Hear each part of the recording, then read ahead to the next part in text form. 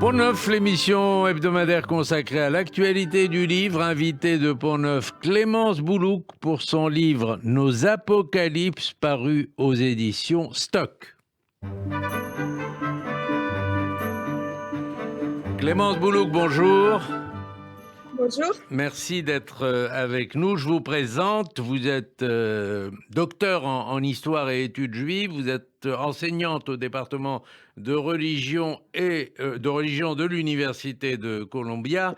Et vous êtes également romancière. Vous consacrez ce livre, Nos Apocalypses, à cette épidémie qui s'est répandue dans le monde pendant 2 ans.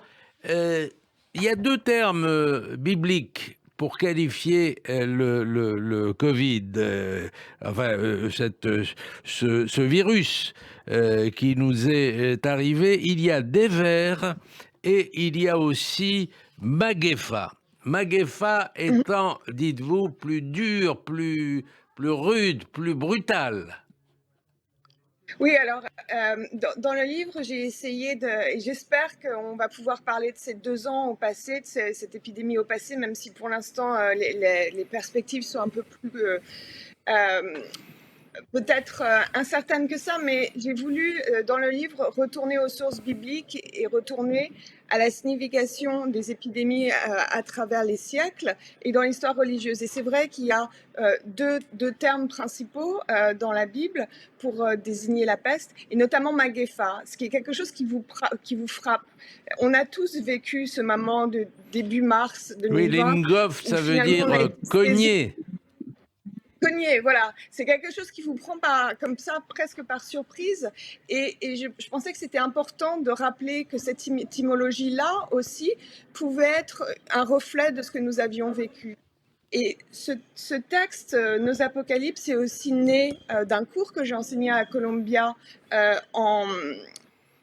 l'automne 2020 pour essayer de donner aux étudiants qui étaient évidemment déboussolés et qui étaient évidemment sur Zoom, une façon de s'ancrer, d'essayer de faire sens du présent à travers la façon dont ceux qui nous ont précédés, en fait, ont essayé de comprendre cette détresse, cette absence complète de repères. Et donc, vraiment retourner à l'étymologie et retourner à ce qui nous lie, aux termes religieux et à l'expérience religieuse des épidémies était quelque chose que j'ai eu à cœur de faire et que j'ai après étoffé. Alors vous étoffez en évoquant aussi, parce que des récits bibliques, vous passez à la peste d'Athènes racontée par Thucydide, et là c'est le langage guerrier. Comme en 2020, oui, quand Macron a dit nous faisons la guerre, nous sommes en guerre. Et là, c'est aussi le langage guerrier qui prévaut.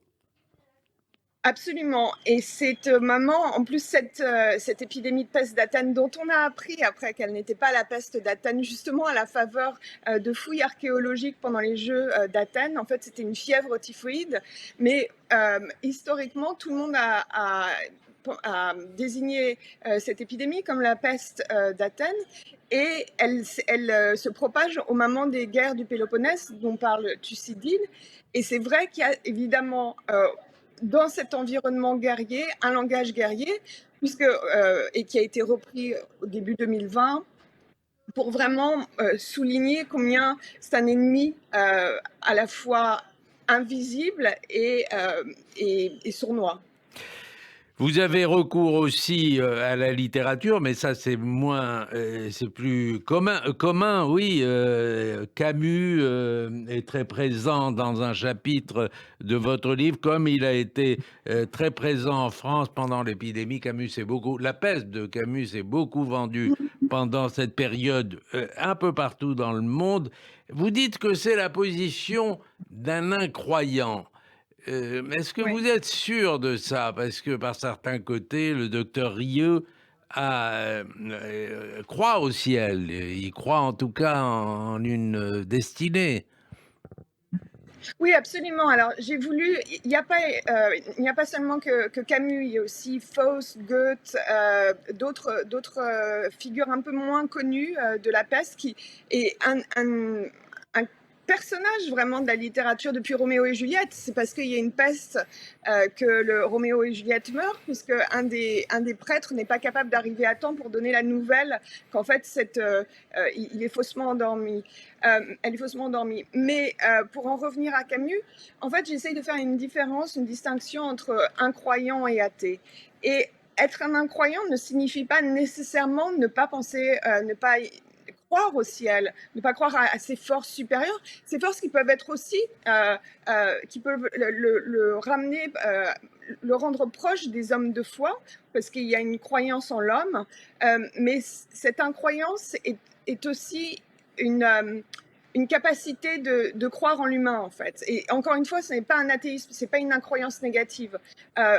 Camus a beaucoup lu Saint-Augustin, il a beaucoup réfléchi à ces questions.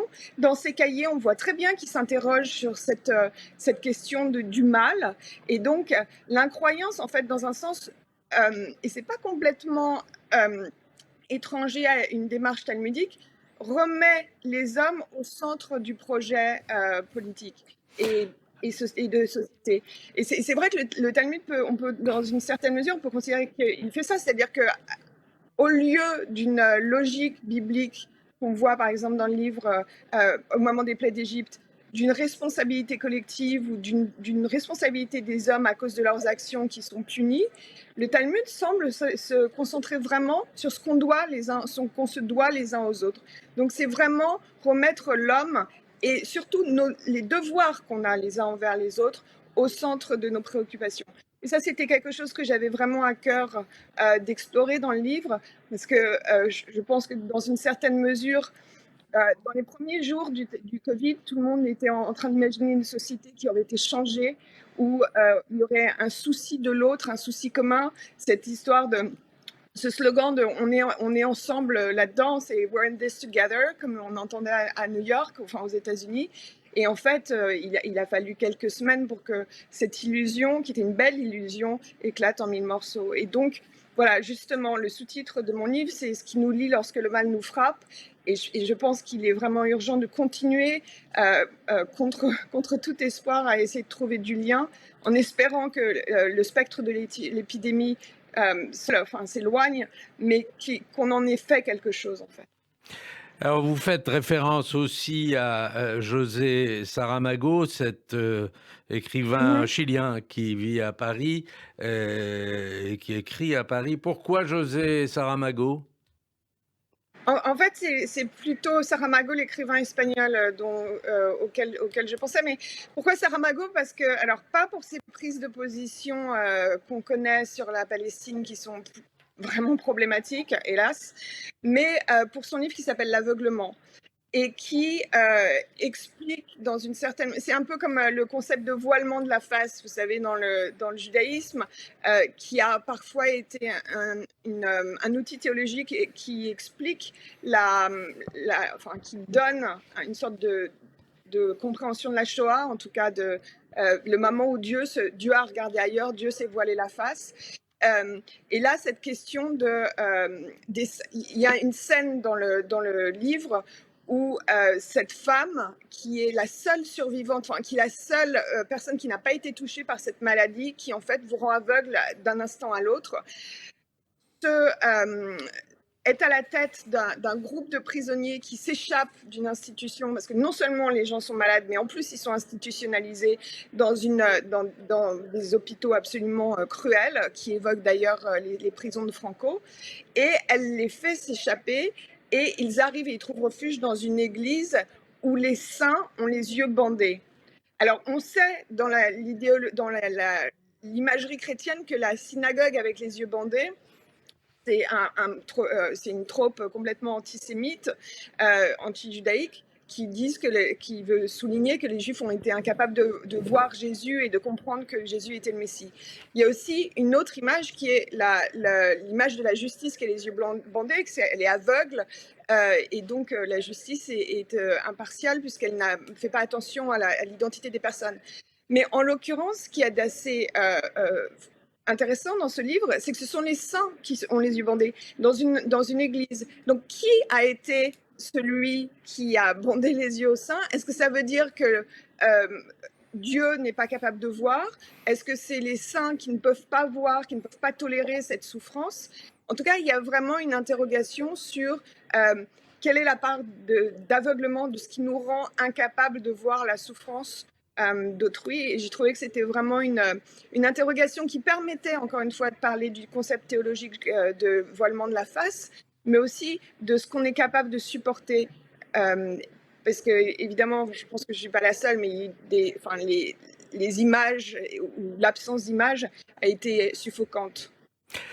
Alors, vous vivez à New York et donc vous avez un regard particulier sur le sujet et vous évoquez aussi, vous citez Jerry Falwell, toute la droite évangéliste, le mouvement de libération morale. Alors, pour eux, c'est très simple. Pour eux, c'est très simple. Il y a, c'est un jugement de Dieu qui tombe sur les hommes parce qu'ils ont péché, parce qu'ils ont été pervers, parce que ceci et cela. Et ça, vous l'avez beaucoup entendu en Amérique, j'imagine. Oui, alors cette analyse-là était vraiment surtout vraie pour le sida. Les premiers jours du sida, il y a eu tout un moment où on ne parlait d'ailleurs pas du sida. Le président Reagan a laissé 7 années sans, même entre le moment où l'épidémie a été annoncée, en tout cas, on s'est rendu compte qu'il se passait quelque chose dans les pages intérieures du New York Times, un 4 juillet d'ailleurs, et au moment où ça a été déclaré une urgence épidémie, enfin une urgence sanitaire, il s'est passé un long moment. Et en fait, c'est cette droite évangéliste qui s'est vraiment affairé pour être sûr que c'était vu comme un moment où la victime était coupable, en fait. C'est intéressant, ce moment où les victimes deviennent coupables. Sur le Covid, il y a eu évidemment la droite évangéliste, et la droite a complètement nié cette épidémie en disant qu'en fait c'était une construction de démocrates. Enfin, on a vu très bien dans les premiers jours de l'épidémie, le président Trump qui refusait complètement même de considérer que c'était un problème. Et après, on a appris que les premières cités qui ont été touchées, évidemment New York où j'habite, et notamment au début mars et avril où on entendait des sirènes toutes les 5 minutes, c'était un calcul politique puisque ce sont des cités qui sont extrêmement peuplée et qu'on a été les premiers touchés, c'est-à-dire que New York était l'épicentre et que dans un calcul politicien absolument abject, c'est pas très grave si les gens meurent dans des villes démocrates, parce qu'après tout, ça fait moins de démocrates. Alors, vous disiez au début de cet entretien que le Covid, bon, ça existe encore. Et Biden a dit récemment, si je ne me trompe pas, regardez autour de vous, il n'y a plus de Covid. Quel a été finalement le rôle du Covid dans la dernière campagne électorale et notamment dans l'élection de Biden? Je pense que le Covid a véritablement accéléré, en tout cas a rendu possible l'élection de Biden. Les taux d'approbation, en fait, les Américains globalement enfin les Américains modérés, qui sont ceux qui font les élections, parce que ceux qui sont à droite, enfin qui sont fermement républicains ou démocrates n'ont pas spécialement bougé, mais l'espèce de désinvolture avec laquelle l'épidémie a été traitée au début a quand même fortement exaspéré ces électeurs flottants, et donc ça a probablement aidé à la victoire de Joe Biden. Et c'est vrai qu'après, sa popularité s'est un peu effondrée, notamment avec le retrait d'Afghanistan et puis d'autres facteurs. Mais les 100 premiers jours de l'élection de Biden, quand le vaccin a été rendu très largement disponible, il y a eu ce moment cet effet de grâce. Donc je pense qu'il y a véritablement il y a eu une irritation, parce que c'est vrai que cette désinvolture, alors qu'on perdait, c'était l'équivalent d'un 11 septembre par jour, hein, à un moment, en termes de pertes humaines. On a dépassé le million de victimes aux États-Unis. et la désinvolture avec laquelle la maladie était instrumentalisée politiquement était quand même désagréable en tout cas, une majorité d'Américains. Est-ce que quelque chose, et je pose la question de manière générale, est-ce que quelque chose a changé en profondeur dans la société américaine, dans la société française après ces 2 ans de Covid, ou est-ce que les choses ont repris leur cours tout bonnement? Ce que semble dire un peu Biden aujourd'hui, disant bon ben c'est fini, circuler, il n'y a plus rien à voir. C'est pas la première fois qu'il le dit, puisque le 4 juillet 2020, 2020, il avait dit qu'il fallait déclarer 2021, pardon. L'Amérique déclarait son indépendance du virus, ce qui était assez malheureux à plus d'un titre, parce que c'était juste avant la vague de l'Omicron. Donc, en fait, il y a toujours cette tentation d'être celui qui aura vaincu le virus. Et je pense que le président Biden a eu des expressions et des moments un peu plus heureux. Est-ce que la société a changé? Dans un sens, oui, hélas, et peut-être dans une façon d'être encore plus tribale, c'est-à-dire que le rapport au vaccin, le rapport à la maladie elle-même a accentué cette division entre ce qu'on peut globalement appeler les élites des côtes, c'est ce que en tout cas les sociologues utilisent, et une Amérique qui est plus rurale et qui est le cœur du pays. Et d'ailleurs, ce qui est intéressant à voir, c'est que cette division fait que maintenant, alors qu'au début, c'était surtout les minorités et des grandes villes qui ont été les victimes, parce que c'était des travailleurs essentiels, on connaît l'histoire. Maintenant, il y a plus de gens qui sont morts du Covid dans les endroits qui sont des points forts de Trump. Donc parce que pas vaccinés, parce que refusant de prendre en conséquence le sérieux de la maladie. Donc c'est extrêmement intéressant de voir comment démographiquement, il y a une sorte de complémentarité entre la façon dont les gens votent et la façon dont ils sont morts du Covid. Et donc, ça va continuer à jouer un rôle, y compris à vos yeux dans dans les élections de midterm qui vont arriver bientôt, je crois. Je pense qu'en fait, globalement, c'est peut-être ce qu'essayait de dire Biden, c'est-à-dire que le Covid n'est plus au cœur des préoccupations. En tout cas, c'est plus la préoccupation première. La préoccupation première est, vous savez, il y a cette fameuse expression de Bill Clinton, It's the economy stupid. C'est l'économie imbécile, parce qu'il s'adressait à quelqu'un qui lui demandait, mais alors quel est le secret pour gagner une élection?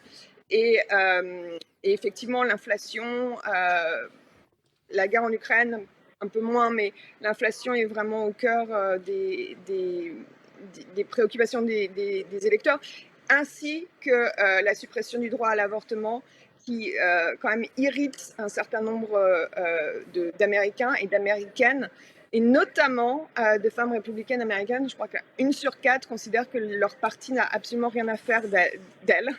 Ce qui peut être un facteur de décrochage.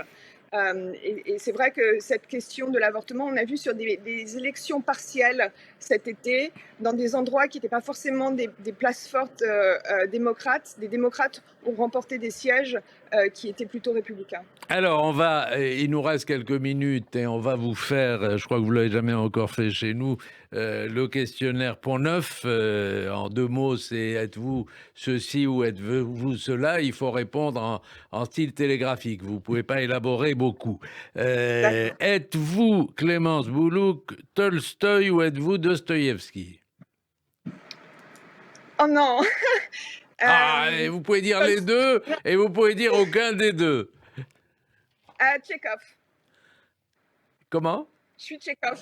Ni Tolstoï, ni Dostoïevski. Ah, d'accord, très bien, très bien. Tchekhov. Êtes-vous Saül Bellow ou êtes-vous Philippe Roth? Et ne me répondez pas comme beaucoup de gens, vous pouvez le faire, hein, il y a une troisième possibilité, c'est Bernard Malamud. Et j'ai comme l'idée que c'est... J'y ai pas... Mais Joshua vous allez Cohen. répondre Non, Philippe Roth parce que vous avez été très proches. Vous étiez voisins, je ouais. crois. On a des amis communs, donc on a passé de très beaux moments, notamment l'élection d'Obama ensemble. Les 31 décembre, c'était un peu un rituel, et c'est vrai que le monde sans Philippe Roth est un monde un peu plus triste. Je suis contente, enfin en même temps, c'est bien qu'il soit parti avant l'épidémie et qu'il n'ait pas vu ça. Donc vous dites Philippe Roth. Philippe Roth. Êtes-vous Soutine ou êtes-vous Modigliani? Modigliani, absolument. J'ai écrit un article sur Modigliani et la Kabbale, et donc Modigliani, absolument. Ah bah, il faudra qu'on parle de ça un jour avec vous. Êtes-vous Rachi ou êtes-vous Maïmonide? Question Oh, bah, difficile pour vous qui enseignez l'un et l'autre aux États-Unis.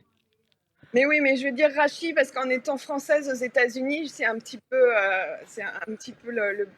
l'honneur de la France. D'ailleurs, j'avais un de mes professeurs qui n'arrêtait pas de m'interroger quand il y avait la moindre question sur Rachi, c'était pour la petite française. Êtes-vous Hannah Arendt ou êtes-vous Simone Veil, la philosophe? Arendt. Arendt. Très bien. Êtes-vous Facebook ou êtes-vous Twitter? Je ne suis pas sur les réseaux sociaux.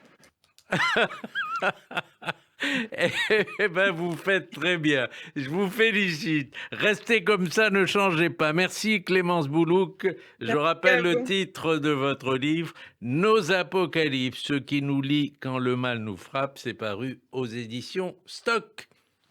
Merci beaucoup, Shlomo.